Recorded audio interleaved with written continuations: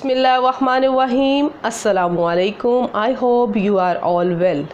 जी प्यारे बच्चों, यकीनन आप अपनी तालीम में बेहतर से बेहतर होने के साथ साथ ख़ुद को मज़ीद बेहतरीन बनाने में कोशिश होंगे। आज एक नई वीडियो और एक नए टॉपिक के साथ में हाज़िर। आज हमारा टॉपिक है decline of Indus valley civilization, यानी कि वादी सिंध की तहज़ीब का ज़वाल।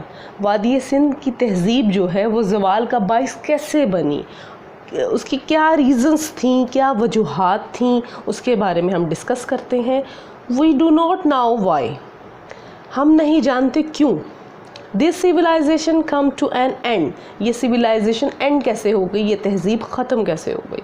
But a number of possibilities have been suggest, लेकिन कुछ तजवीज़ है, कुछ अमकानात हैं जिसकी वजह से माहिर आसार कदीमा इस बात पर वो हैं कि हो सकता है ये रीज़न्स हों जिसकी बिहाफ पर ये जो वैली सिविलाइजेशन है ये डिक्लाइंड हो गई। मगर एग्जैक्ट कोई नहीं जानता कि इसकी क्या बेसिक रीज़न्स थी जिसकी वजह से इंडस वैली सिविलाइजेशन डिक्लाइंड हुई, ज़वाल का बाइस बनी। अब कुछ सजेशंस हैं, उसके बारे में हम रीड करते हैं। One of the main reasons is climate change. जो सबसे पहली रीज़न जो अज्यूम की जाती है या सजेस्ट की गई है वो ये है कि क्लाइमेट चेंज मौसम की तब्दीली भी हो सकता है। The people were dependent on the heavy rain और monsoon to water their crops.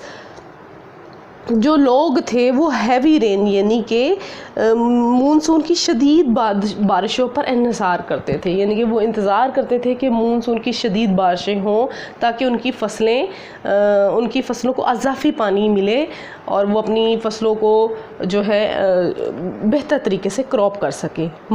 But over time the monsoon seem to have gradually आहिस्ता आहिस्ता move east and pattern of settlement seem to show that people followed them.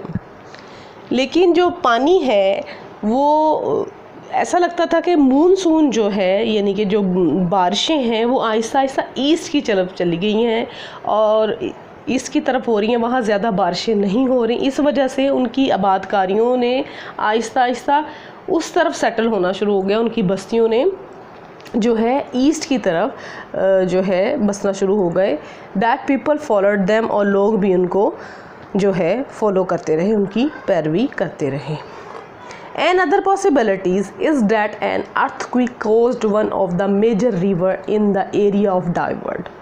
ये भी एक ख़याल है, हो सकता है कि अर्थक्वेक यानी कि बहुत ज़्यादा ज़लज़ले आए हों जिसकी वजह से जो मेजर रिवर था, जो वहाँ का मेजर पानी का सोर्स था, वो ही डाइवर्ट हो गया हो, वही एरिया जो है वो ख़त्म हो के डाइवर्ट हो गया हो। It course and eventually dried again डीपर्विंग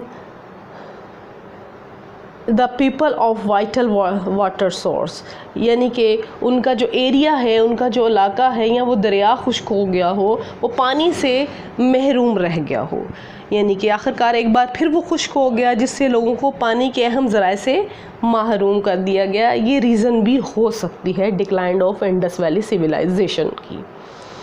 it is also possible that invaders यानी कि हमलावर force the people to move on, यानी कि हो सकता है कि उनकी किसी के साथ जंग हुई हो और हमलावर्स ने उनको वहाँ से की फ़ोर्स ने वहाँ से मूव करने का या वहाँ से हरकत करने का या आगे कहीं जाने का बोला हो, या इस रीज़न्स की वजह से भी decline of Indus valley civilization यानी कि वादी तहज़ीब सिंध की तहज़ीब का ज़वाल हो सकता है। ये सम सजेशन है, ये एग्जैक्ट पॉइंट नहीं है कि जिससे हम ये जान सकें कि हाँ जी ये बेसिक रीज़न है जिसकी वजह से decline of Indus valley civilization हो गया, वो ज़वाल पज़ीर हुई। तो इसकी जो 3 मेन रीज़न्स हैं, पहली क्लाइमेट चेंज, फिर बैटल ऑफ हड़प्पा, किसी के साथ भी जंग के इन्वेडर्स फोर्स ने उन पर हमला किया हो, इस वजह से। अभी एक और रीज़न भी जो हमारी सर्च में आई है वो ये कि रिलीजन जो है,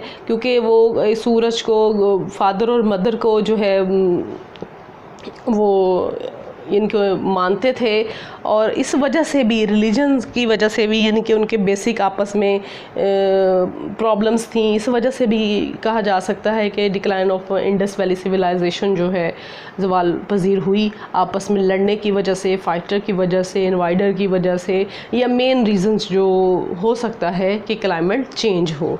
जी, अगर आपको मेरी वीडियो अच्छी लगे लाइक करें, सब्सक्राइब करें और शेयर करें।